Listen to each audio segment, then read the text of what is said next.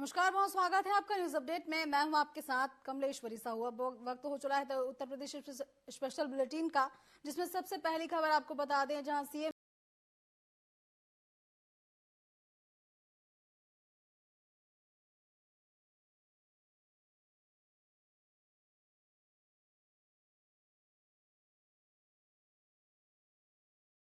योगी आदित्यनाथ गोरखपुर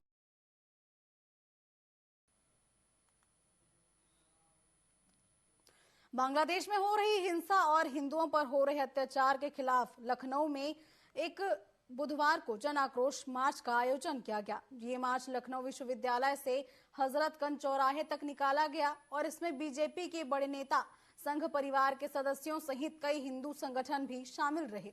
वहीं जन आक्रोश मार्च के आयोजन के बांग्लादेश सरकार से हिंदू समाज की रक्षा करने की मांग करते हुए अत्याचारों को बंद कराने की अपील की।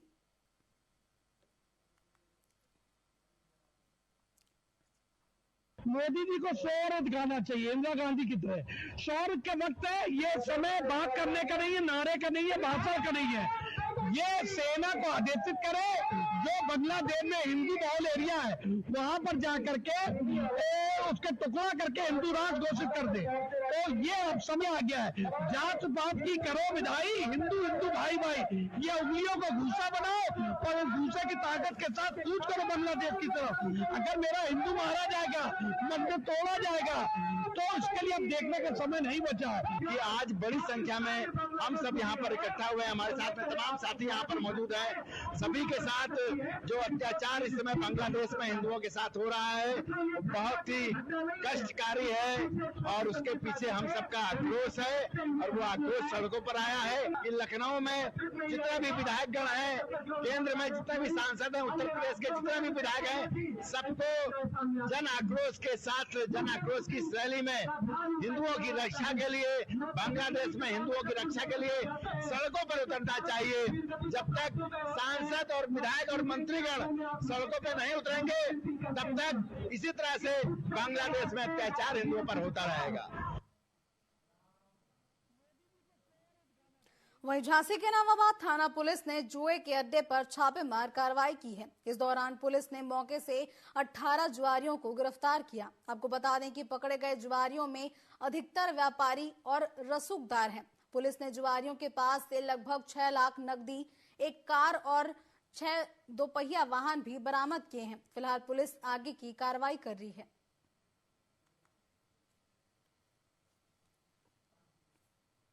आज थाना नवाबाद क्षेत्र में चौकी इंचार्ज मंडी और चौकी इंचार्ज लाइट के द्वारा और मुखबिर से सूचना मिली कि सिटी काटेज के पीछे एक मकान में जुआ हो रहा है। वहाँ तत्काल मौके पर हमने पुलिस भेज करके और वहाँ पर जुआ पकड़ा है, जिसमें 6,10,000 नगद रुपया बरामद हुआ है और जिसमें एक फार्चूनर और 6 स्कूटी गाड़ियाँ बरामद हुई हैं और 18 व्यक्तियों को गिरफ्तार किया गया है। सुसंगत धाराओं में मुकदमा पंजीकृत कर विधिक कार्रवाई की जा रही है। सर, किसके मकान में चलाया जा रहा है? ये मकान राजेंद्र राय का मकान है और ये बताया जा रहा है कि ये लीज पर उठाया हुआ है। अब इसकी तहकीकात की जा रही है, जो भी विवेचना में आएगा और आवश्यक कार्रवाई की जाएगी। श्री शक्ति अखाड़ा प्रमुख मधुराम शरण के नेतृत्व में विशाल सशस्त्र सन्यासी शोभा यात्रा निकाली गई, जिसमें सशस्त्र सन्यासियों द्वारा कस्बे में विभिन्न स्थानों पर तलवार, दंड, फरसा सहित विभिन्न शस्त्र चलाकर अपनी योग्यता का प्रदर्शन किया गया। वहीं अखाड़ा प्रमुख मधुराम शरण ने यात्रा में शामिल लोगों का उद्बोधन करते हुए कहा कि आज आपके नगर में शिव शक्ति अखाड़े के 21 अलग अलग जातियों के सन्यासियों ने शस्त्र लेकर भ्रमण किया है। अखाड़ा भारत की प्राचीन परंपरा रही है, जिसमें सन्यासी और साधु समाज हिंदू समाज की रक्षा का संकल्प लेता था, लेकिन अब यह परंपरा विलुप्त होती जा रही है।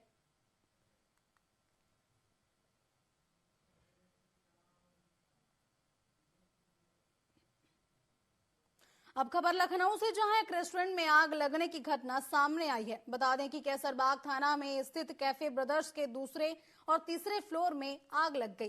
कैफे में मौजूद लोगों को दरवाजा तोड़कर बाहर निकाला गया। साथ ही सूचना मिलने पर पुलिस और फायर ब्रिगेड की टीम भी मौके पर पहुंची और आग पर काबू पाया गया। इस हादसे में गनीमत ये रही कि किसी भी प्रकार की कोई जनहानि नहीं हुई है।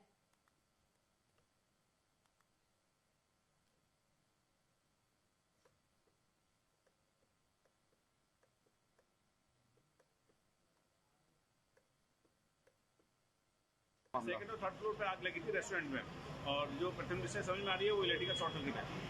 सभी लोगों को बाहर निकाल दिया गया था ऑलरेडी, और जो कुछ मतलब जो दरवाजे बंद थे हमने तोड़ के निकाला, देखा तो उसके अंदर कोई फंसा नहीं है, सब सेफ है।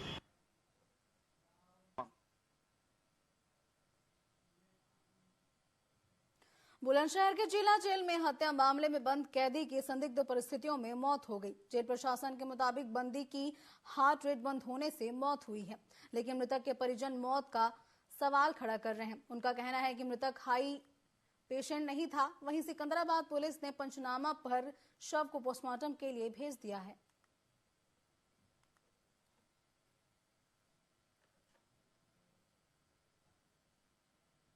कहाँ रहते हैं आप लोग? मैं गाँव शाहीपुर। अच्छा, क्या मामला है, क्या हो गया? भाई एक्सपायर हो गए थे। कहाँ पर? जेल में। अच्छा, किस मामले में जेल में थे? वो 302 के केस में थे। मर्डर के मामले में जेल में? तो क्या बताया वहाँ के लोगों ने?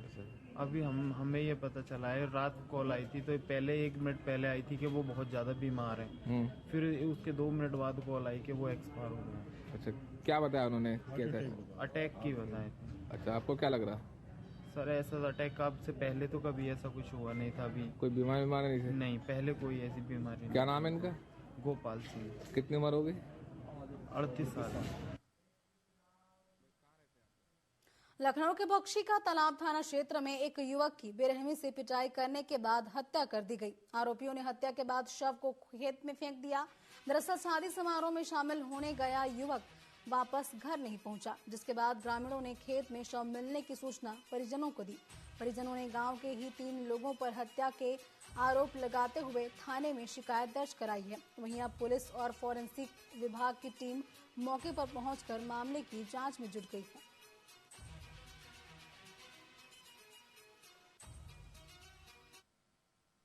ये सर, ये कल ये घर से निकला है सर। इसी बगल गांव में शादी थी, वहाँ 10 या 10:30 बजे से खाना वाना खाया है सर। उसके बाद में लोग बता रहे हैं, उसके बाद में नहीं देखा है। हम लोग सुबह उठे तो गांव के लोग लेटरिन वोटरिन गए तो उन्होंने सर देखा। किस स्थिति में था? वही आलू सर बोए हैं रोड के किनारे, वो गांव के बगल वालों को खेत थे, तो उसे नाले में जो है पड़ा था। चोट के निशान भी हैं? जी, चोट के निशान है, गला दबाया गया है, यहाँ सब निशान है, मुंह पे निशान है, कान से खून आ गया है सर। आज दिनांक 10 दिसंबर 2024 को प्रभारी निरीक्षक बख्शी का तालाब को एक सूचना प्राप्त हुई कि गांव रैथा के मजरा स्थल में एक लगभग 40 वर्षीय उम्र के सोनू लोधी नाम के व्यक्ति का शव सड़क के किनारे आलू के खेतों में पड़ा हुआ है। इस सूचना पर प्रभारी निरीक्षक के द्वारा तत्काल पहुंचकर घटनास्थल का मौका मुआयना किया गया। साथ ही उच्चाधिकारीगण के द्वारा भी पहुंचकर घटनास्थल की बारीकी से निरीक्षण किया गया। साथ ही मृतक के शव पर जो भी चोटें थी उन चोटों का बारीकी से अध्ययन किया गया। इसके अलावा फील्ड यूनिट की टीम को बुला करके जो भौतिक प्रदर्शन है वो एकत्र किए गए। मृतक के शव का पंचायतनामा आदि की कार्रवाई करते हुए पोस्टमार्टम के लिए भेजा जा रहा है। ये सर, बांग्लादेश में हिंदुओं पर हो रहे अत्याचार को लेकर धौहरा क्षेत्र में बड़ा प्रदर्शन किया गया, जहां बांग्लादेश हिंदू रक्षा समिति के बैनर तले हिंदू संगठनों ने प्रदर्शन किया। प्रदर्शनकारियों ने तहसील गेट के सामने बांग्लादेश के मुखिया मोहम्मद यूनुस का पुतला जलाया। वहीं एसडीएम को ज्ञापन सौंपकर भारत सरकार से बांग्लादेश में हिंदुओं को बचाने के लिए हस्तक्षेप करने की मांग भी की।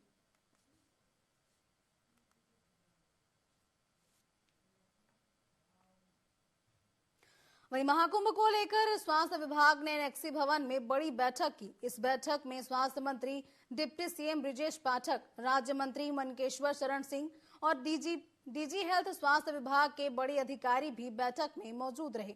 वहीं महाकुंभ को लेकर डिप्टी सीएम ब्रिजेश पाठक ने कहा कि 13 जनवरी से 26 फरवरी तक ये चलने वाला है। डिप्टी सीएम ने यह भी कहा कि लगभग 45 करोड़ से अधिक श्रद्धालु महाकुंभ में आ रहे हैं, बड़ी संख्या में पर्यटक भी आ रहे हैं। अब ऐसे में किसी भी श्रद्धालु या पर्यटक को स्वास्थ्य संबंधी कोई भी दिक्कत आती है तो उससे निपटने के लिए सारी व्यवस्था संपन्न करा दी गई है।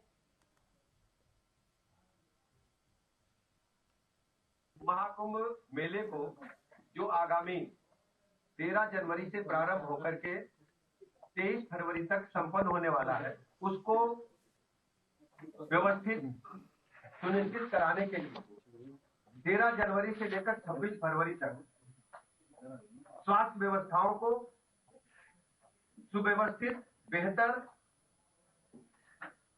और हर बीमार तक पहुंचने के लिए आज एक बड़ी समीक्षा बैठक संपन्न हुई है कि लगभग 45 करोड़ से अधिक श्रद्धालु, साधु संत, कल्पवासी, पर्यटक आने वाले हैं। ऐसे सभी आने वाले श्रद्धालुओं को, पर्यटकों को, साधु संत को स्वास्थ्य संबंधी कोई दिक्कत न आए, और यदि कोई दिक्कत आती तो उससे निपटने के लिए सारी व्यवस्थाएं संपन्न कर दी गई।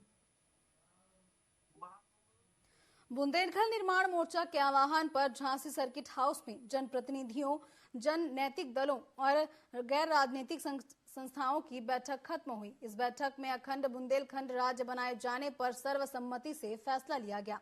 बैठक में कहा गया कि देश में प्रारंभ होने जा रहे डिलिमिटेशन के बुंदेलखंड राज्य के साथ अन्य राज्यों के निर्माण का रास्ता प्रशस्त होने जा रहा है। सांसदों और विधायकों की संख्या इतनी ज्यादा हो जाएगी जिस कारण राज्य बनना अनिवार्य हो जाएगा। आज जो बड़ी विश्वसनीयता से श्याम सुंदर भाई साहब ने एक संकल्प लिया है कि जो उत्तर प्रदेश के बुंदेलखंड में सबसे पहले प्रथम चरण में हम उनके सारे विधायकों को और पूर्व विधायकों को उनके पास जाके निवेदन करेंगे और उन्हें इकट्ठा करके हाउस में भी बात उठवाएंगे और हाउस के बाहर भी बात उठवाएंगे।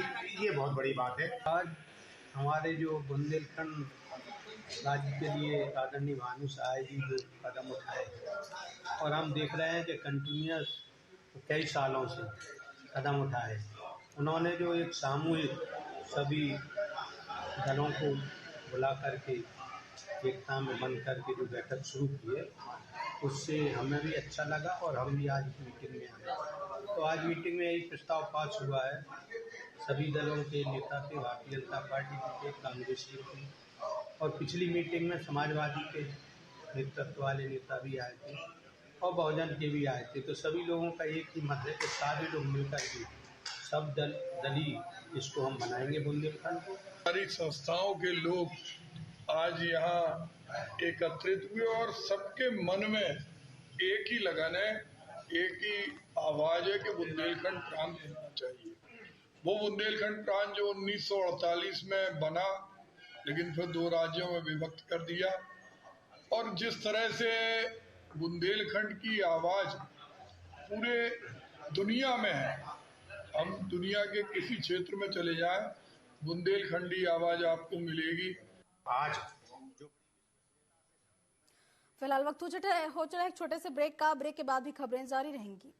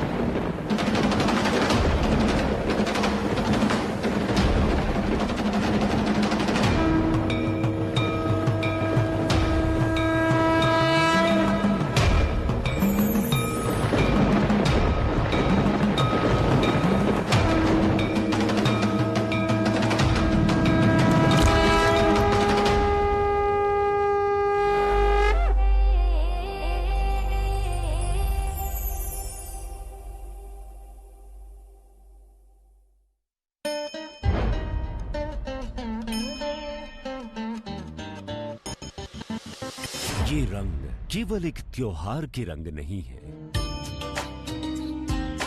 ये रंग है एक अलौकिक उत्सव के।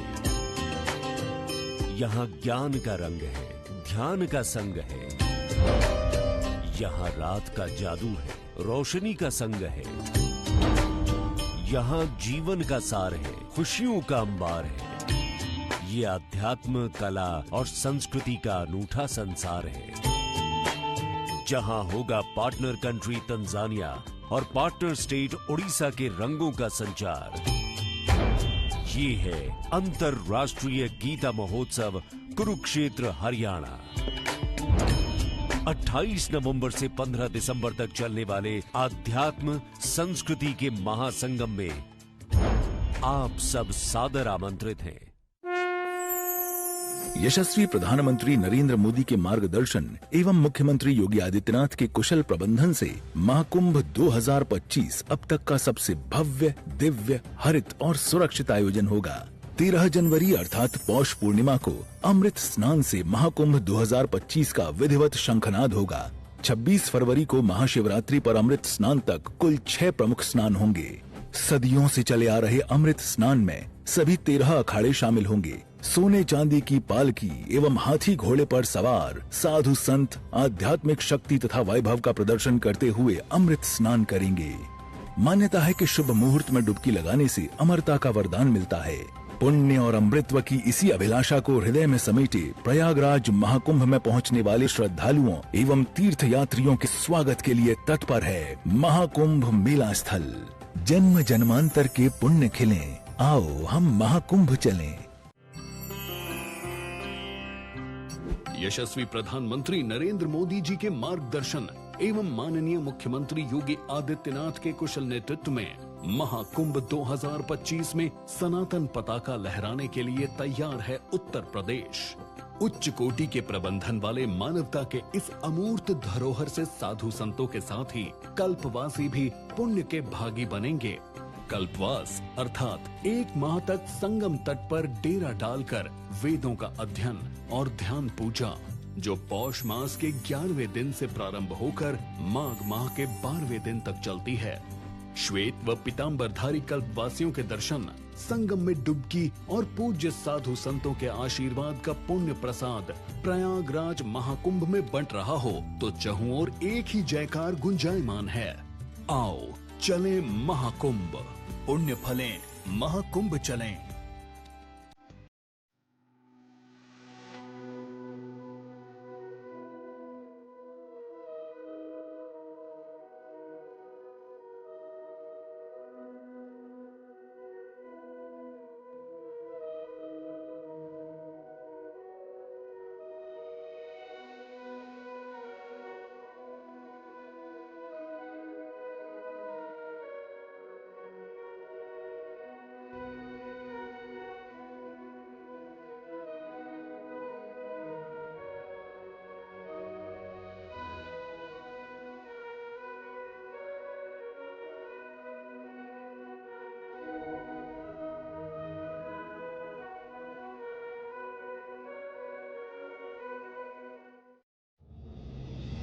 वो शाम पुरानी ढल चुकी, अब नए सूरज से दरकार है। चाहिए एक तलबगार सच का, अरसे से सुना पड़ा बाजार है। कहीं रुदन है, कहीं घुटन है, हर कदम है संग्राम यहां। जो इन तूफानों में ठहर सके वही विश्वास का हकदार है। देखते रहिए टीवी 24 मोहित साहू के साथ। टीवी 24 स्पेशल शो न्याय की बात सभाजीत यादव के साथ। कभी सोचा है क्या है न्याय और क्यों? न्याय ही जीवन, न्याय ही यात्रा, एक नया दृष्टि। धर्म, दर्शन और आध्यात्म के मूल में छिपा है न्याय। मेरे साथ न्याय की अनदेखी परतों की खोज, न्याय को समर्पित एक विचार यात्रा। देखिए शनिवार शाम 6 बजे, पुनः प्रसारण रविवार सुबह 8 बजे शाम 4:30 बजे और रात 9:30 बजे सिर्फ टीवी 24 पर। मैं आ गई हूँ पूछने आम जनता के हाल, लेके उनके लिए ढेर सारे सवाल।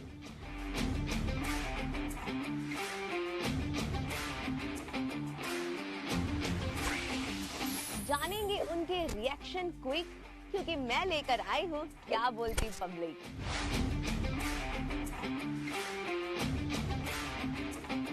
यहाँ होंगे बहुत सारे मजेदार क्वेश्चन एंड आंसर्स राउंड, और ऐसे आंसर्स मिलेंगे जिन्हें सुन के हंसना रोक नहीं पाएंगे आप। तो देखना ना भूलिए मेरे साथ क्या बोलती पब्लिक, सिर्फ टीवी 24 पर।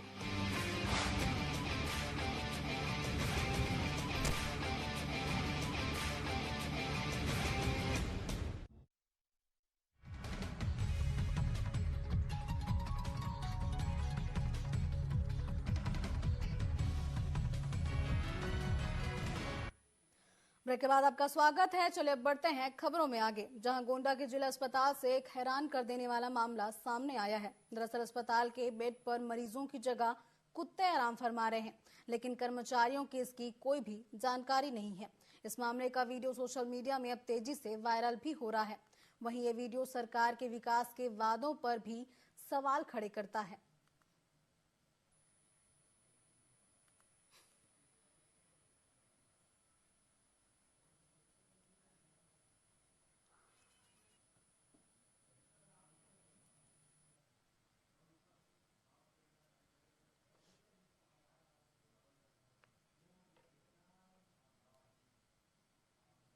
वहीं लखीमपुर खीरी में इन दिनों किसान भालू बनकर बंदरों से अपनी फसल को बचाने में मजबूर हैं। किसान भालू जैसे वस्त्र पहनकर खेत खलियानों में लगातार घूम रहे हैं और अपनी उपज की सुरक्षा के लिए बंदरों से जूझ रहे हैं। वहीं बंदर इन भालुओं जैसे मनुष्य को देखकर वहां से भाग भी जाते हैं। बता दें कि धौरहरा तहसील इलाके में लोहरीपुर गांव में इन दर्जनों किसान अपनी फसल को बचाने के लिए भालू बन रहे हैं। इन परेशान किसानों की सुनने वाला कोई नहीं है।